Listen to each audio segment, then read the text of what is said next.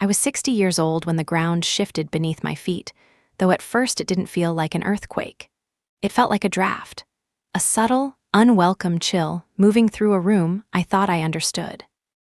I had been in that office longer than some of the furniture, longer than 3 CEOs, longer than the framed mission statement whose colors had faded unevenly in the sun.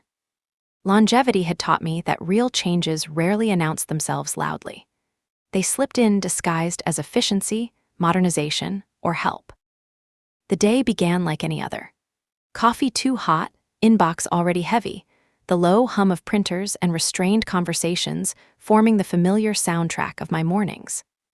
I took pride in knowing the rhythms of the place, in anticipating problems before they became visible, in being the one people quietly deferred to when systems stalled or decisions tangled themselves into knots.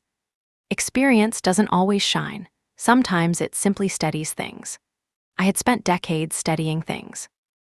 When my manager asked me to step into a small conference room just after lunch, I didn't think much of it.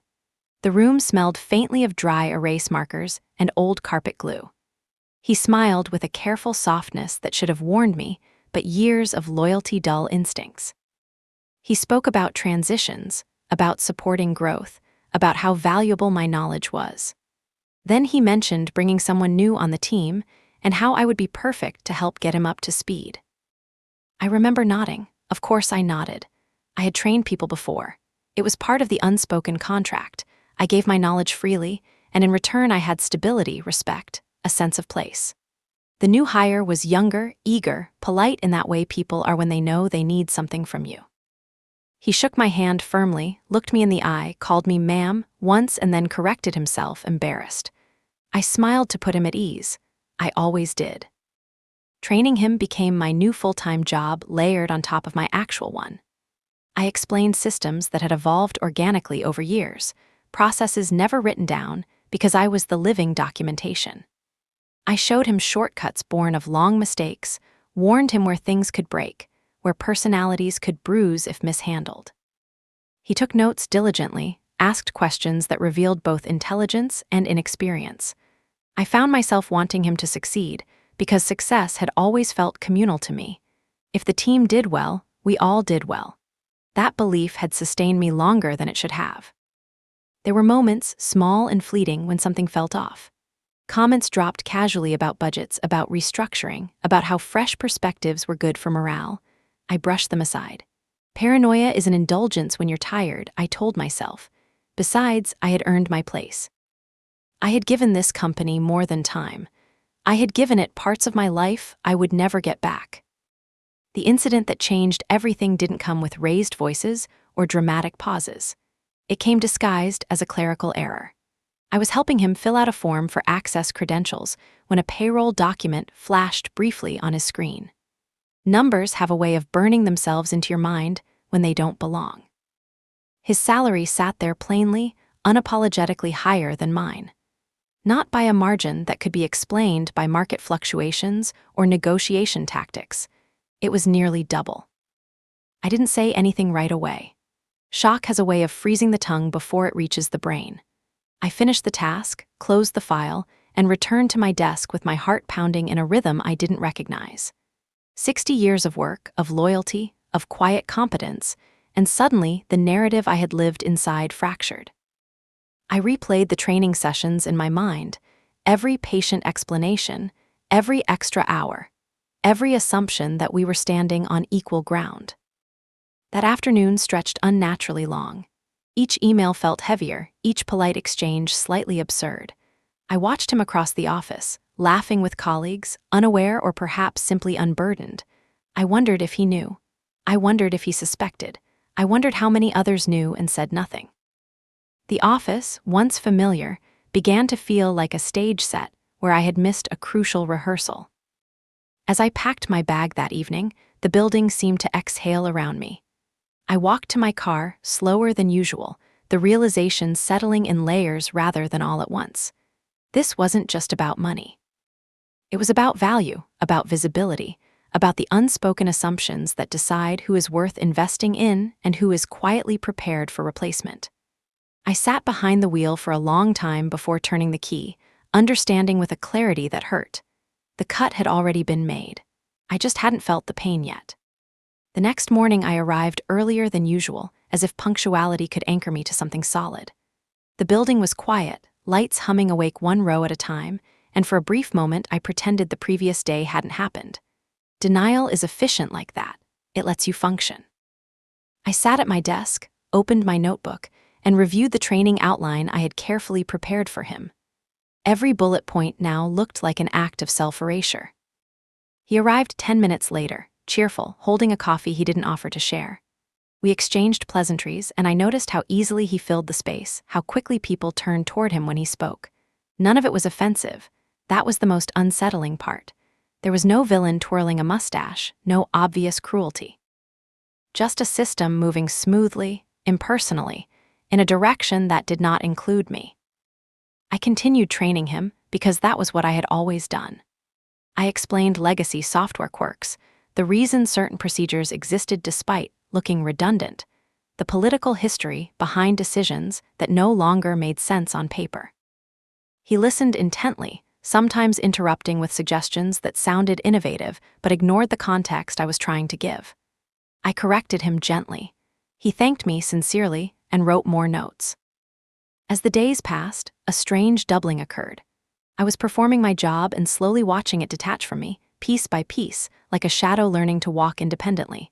He began answering questions before I could. He was praised for grasping things quickly, for bringing fresh energy.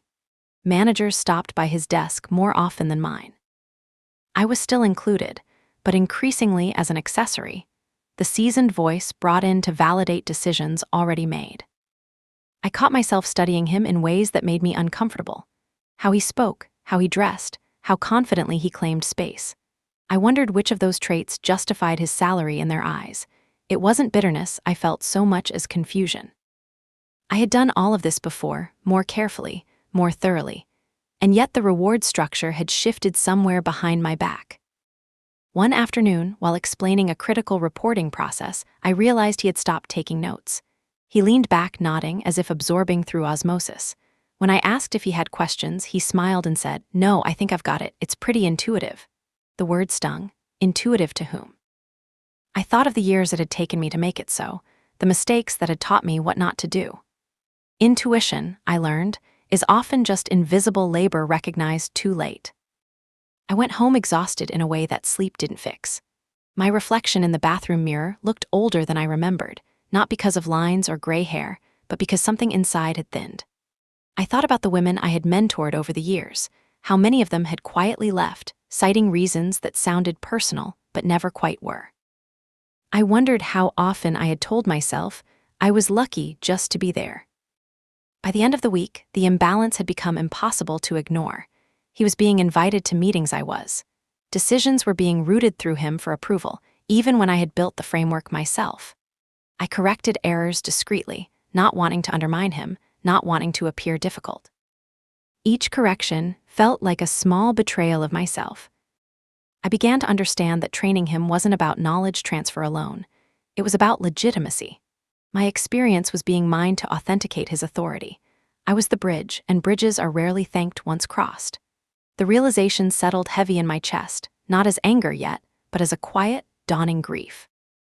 I was watching my professional life being carefully, politely handed to someone else, and I was the one doing the handover. I stopped pretending the number I had seen was a mistake. For a few days, I told myself there must have been context I didn't understand, some bonus structure, some temporary adjustment. That lie dissolved quickly. Numbers have a weight to them when they're real, and this one sat in my stomach like a stone. I waited until the office quieted down one evening and logged into the payroll system with my own credentials. I had access because I always had. Trust, they used to call it. I pulled my records, then his, then went back 3 years, then 5. Patterns emerge when you look long enough. My salary had plateaued so gradually I hadn't noticed it stop moving.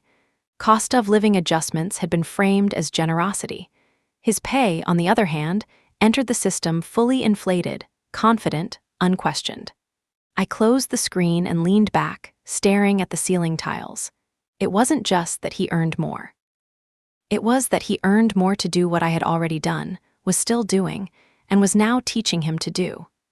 The narrative I had been fed, that loyalty would be rewarded, that experience mattered, collapsed under the simplest arithmetic. The next day, I watched myself differently. I noticed how often I softened my voice, how I apologized before asking questions, how I framed expertise as suggestion rather than statement. I noticed how he spoke in declaratives, how his ideas were received as insights even when they echoed things I had said months earlier. The room responded to him in ways it no longer responded to me, and I began to understand that value wasn't only measured in output. It was measured in perception.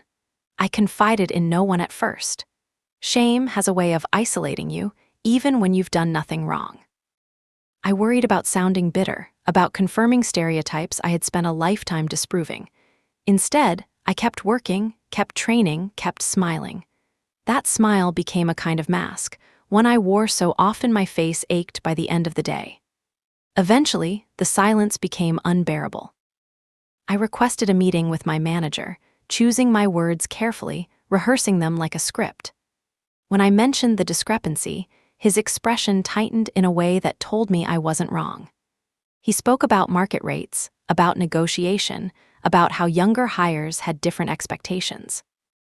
He said my value was appreciated, but appreciation, apparently, did not translate into parity.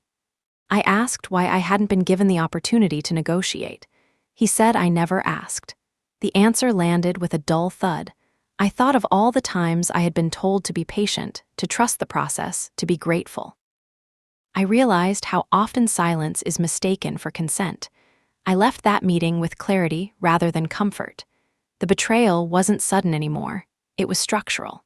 It lived in policies written by people who would never feel their consequences. As I returned to my desk, I understood something fundamental had shifted.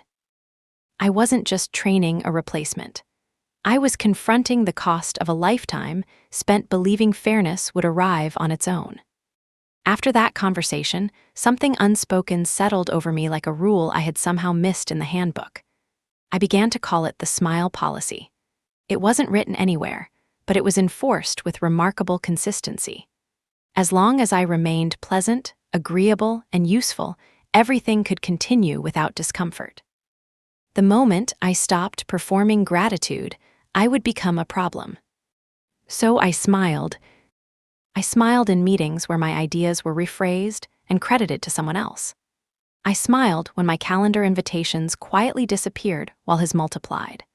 I smiled when senior leadership praised the department's new direction, gesturing vaguely toward him while I sat 2 chairs away, invisible but still expected to take notes. The smile became armor, thin but necessary, protecting me from accusations of being difficult, emotional, resistant to change. Inside, something was eroding. It wasn't loud. It was granular, like sand wearing down stone. Every time I swallowed a correction, every time I chose diplomacy over truth, a small part of my confidence dissolved.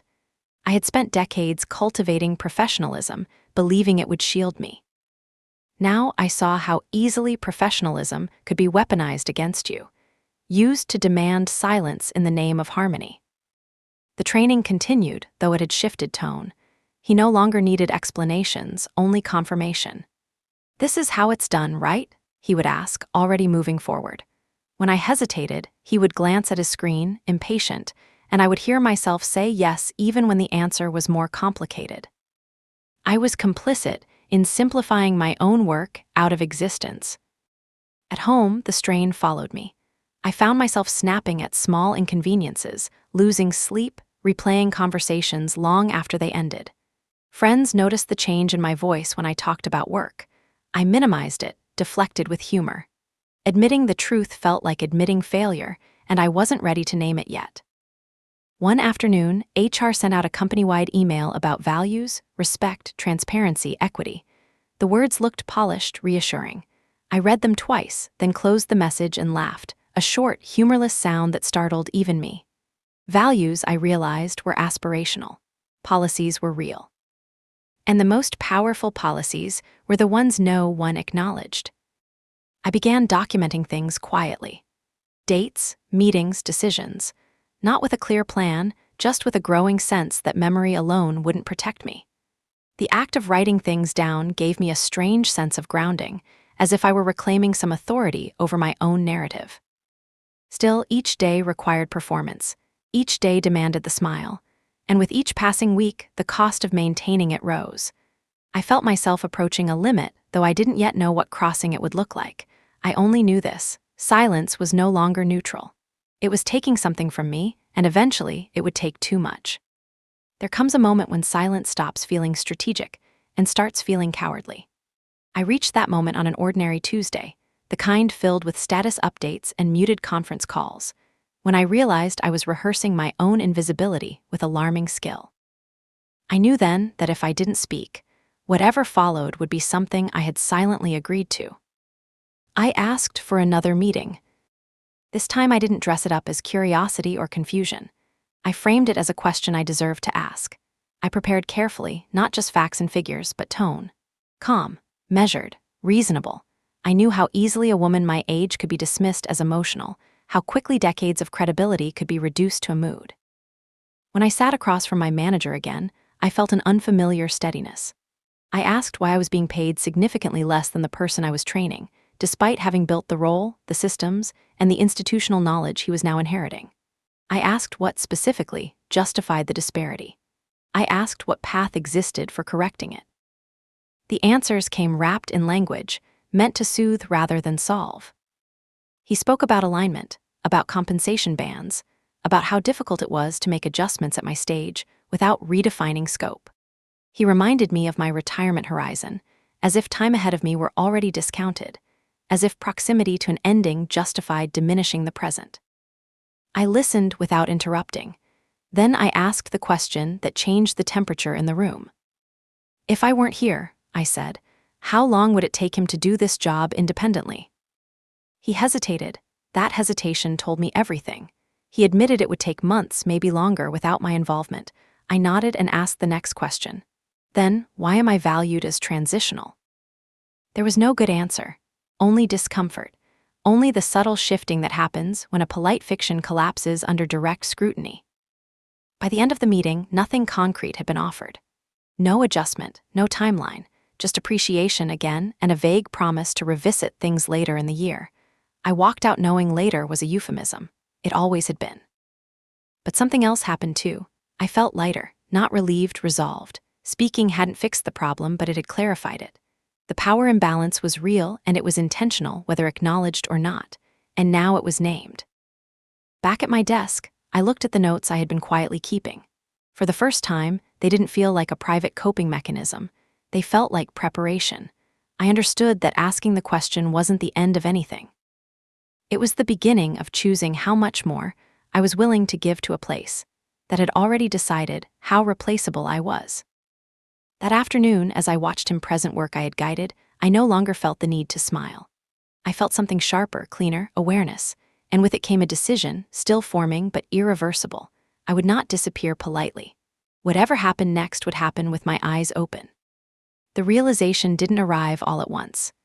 It unfolded slowly, like a photograph developing in poor light, shapes emerging where I had insisted there were none.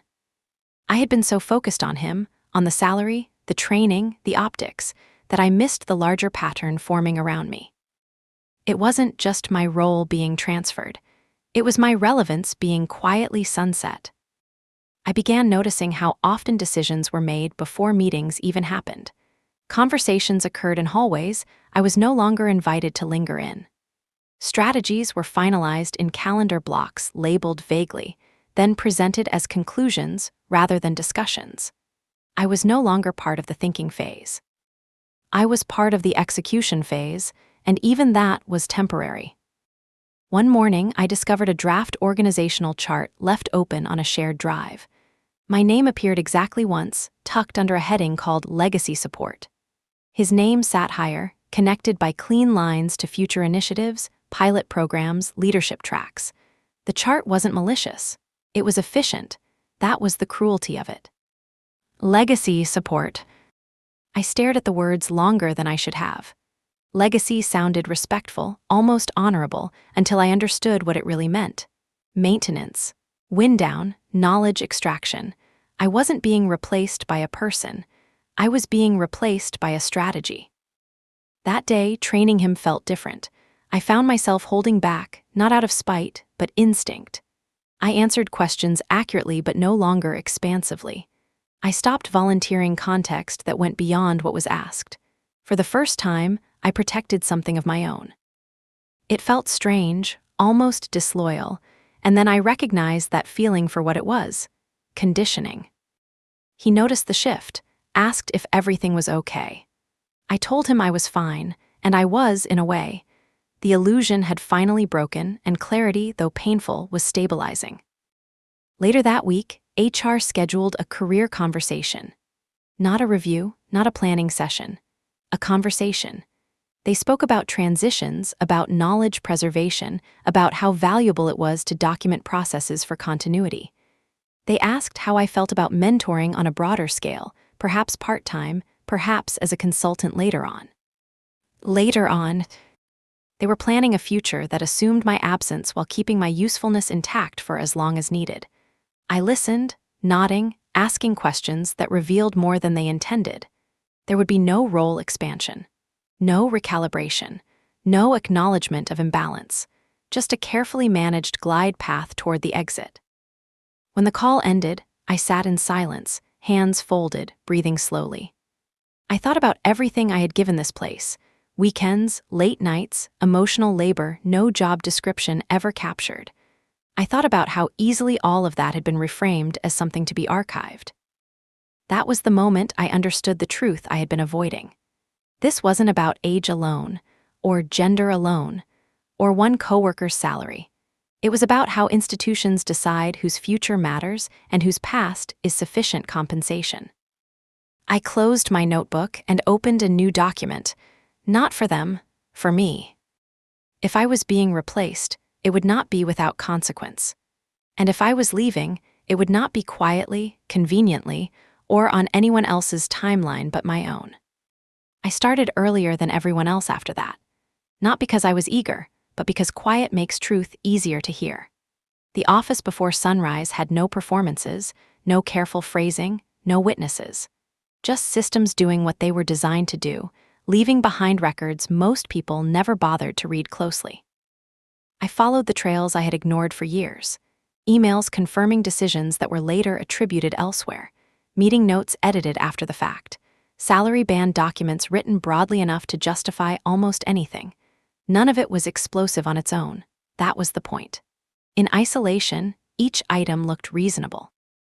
Together, they told a story no one wanted to read aloud. I printed nothing, I forwarded nothing. I learned long ago how easily evidence can be reframed as theft or paranoia.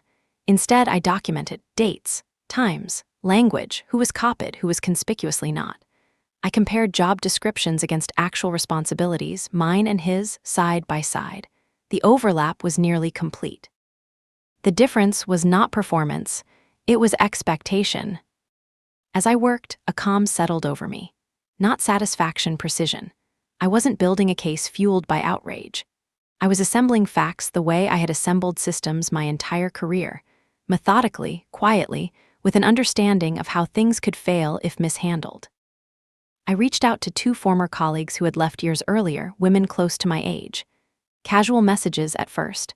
How are you? How's life? Then carefully I asked why they had really gone. Their answers arrived slower, heavier. Different details, same shape. Trained successors, promised adjustments. Phased out with gratitude and applause, but never equity. One of them said something that stayed with me. I thought it was just me, she wrote. I thought I waited too long to ask. That sentence rewired something in me. Isolation thrives on that belief. Systems depend on it. At work, the atmosphere grew subtly tense. I was still polite, still professional, but no longer pliable. When asked to document processes, I asked for scope and timelines. When meetings were scheduled last minute, I requested agendas. Small things, reasonable things. Each request was met with slight surprise, sometimes irritation. The smile policy did not include boundaries. He noticed again, asked if I was overwhelmed. I told him no. I told him I was being careful. He laughed, not unkindly, and said, "You don't have to worry so much anymore. I've got it from here." The words landed exactly as intended. That evening, I organized my notes one last time and closed the folder. I wasn't sure yet what I would do with any of it. Formal complaints are slow and punishing, especially for someone with a short remaining runway. I understood the risks. Retaliation rarely announces itself either. It hides behind performance reviews, reorgs, changing needs. But I also understood this. I finally had leverage, even if it wasn't obvious to them yet. Knowledge had always been my currency. Now it included knowledge of how and why I was being erased. I shut down my computer and turned off the lights at my desk, not with dread this time, but with intention.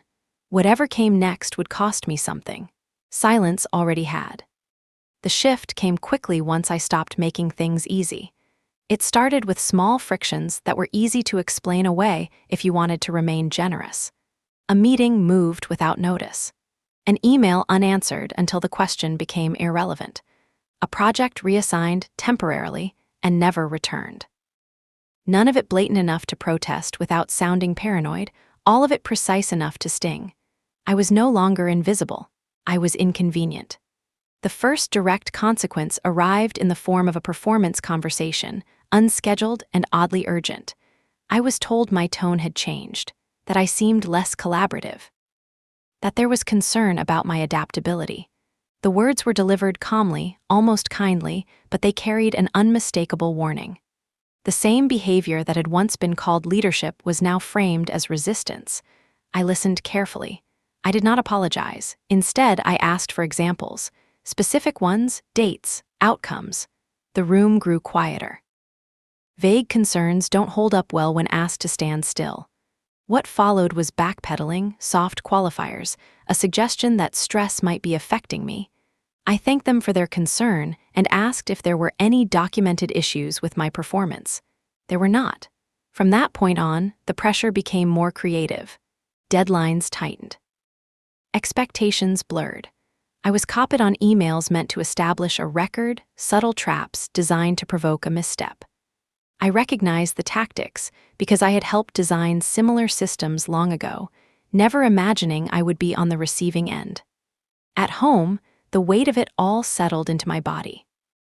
I slept lightly, woke early, replayed conversations I hadn't even spoken yet. There were moments, quiet, private ones, when I questioned myself. Maybe this was just how things worked now.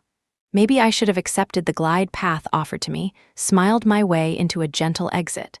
But something in me refused. I thought about what this would teach the people watching, especially the younger women who still believed patience was protection. I thought about the former colleagues who had told me they thought it was just them. I understood then that the real cost of speaking wasn't retaliation. It was endurance. You had to be willing to withstand the slow grind of being reframed as the problem. One afternoon, I was asked to hand over access credentials as a precaution. I asked for the policy that required it. None was produced. I declined politely and documented the request. The look I received in return wasn't anger. It was calculation. That night, I sat at my kitchen table and made a decision that surprised even me. I wasn't going to fight to stay. I was going to negotiate how I left. For the first time in months, I felt something like control return. Not the kind that dominates a room, but the kind that steadies your hands. I didn't know yet what I would ask for, or whether they would agree. I only knew this: if there was going to be a cost, it would not be paid entirely by me. And once that line was crossed, there would be no pretending this was just another phase to endure. I didn't announce my intentions. I learned long ago that clarity is power, but surprise is leverage. I requested a formal meeting and labeled it transition planning, using their language against them. The meeting was scheduled quickly. That alone told me they were ready for me to go, as long as it happened cleanly. I came prepared, not with anger, but with structure. I laid out my contributions in plain terms, mapping systems to outcomes, outcomes to revenue, revenue to stability they had taken for granted. I referenced the documentation I had created, the risks embedded in removing me without continuity, the legal exposure they hadn't calculated because they assumed compliance. I didn't threaten. I didn't accuse. I described. Then I stated what I wanted. Parity pay retroactively adjusted for the period in which I trained my successor. A defined consulting agreement for knowledge transfer, limited in scope and duration, compensated at market rate. A neutral separation agreement that protected my reputation and acknowledged my role without euphemisms. Time, space, and dignity. The room went still in the way it does when people realize a script has changed mid-scene. They countered, of course, reduced figures, framed constraints, appeals to reasonableness. I listened, nodded, and asked questions that revealed how much they needed what I still controlled. Institutional memory doesn't disappear just because access does. They knew it. I knew they knew it. At one point, someone suggested I should consider the optics of pushing too hard at this stage of my career. I looked directly at them and said calmly that optics had already cost me enough.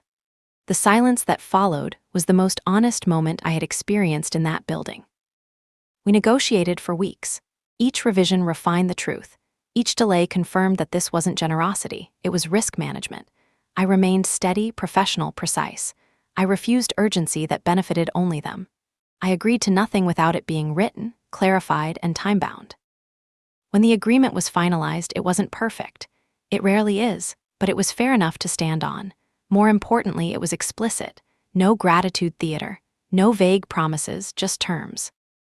On my last day as an employee, there was cake in the break room and speeches that skimmed the surface of my tenure. I smiled when appropriate. I shook hands. I accepted thanks without absorbing them. I knew what the applause was for and what it avoided.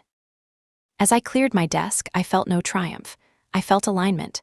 My leaving was no longer an erasure. It was a boundary drawn late, but drawn clearly.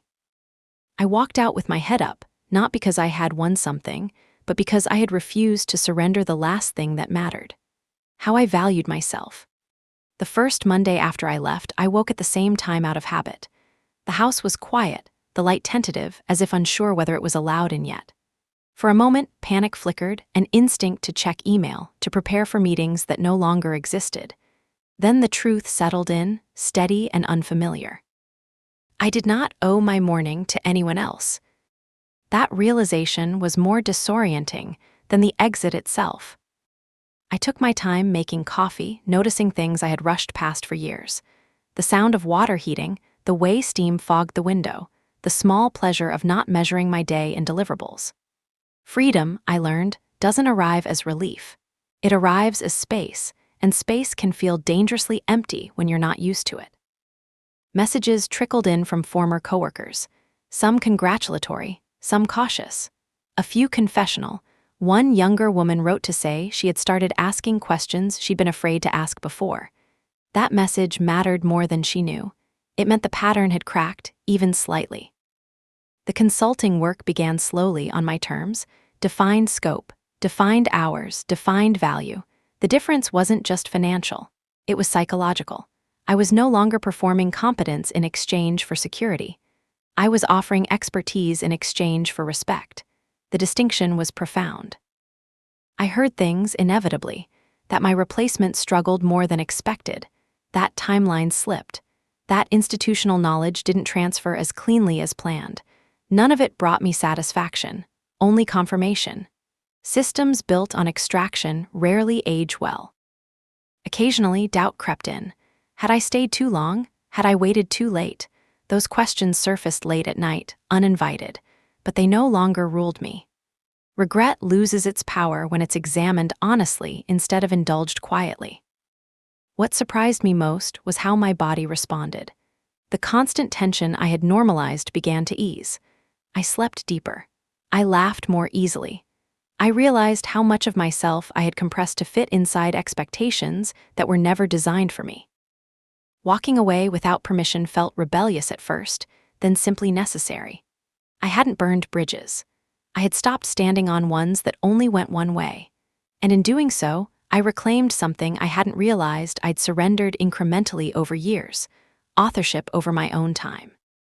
I didn't know exactly what the next phase would look like, but for the first time in a long while, uncertainty didn't feel like threat.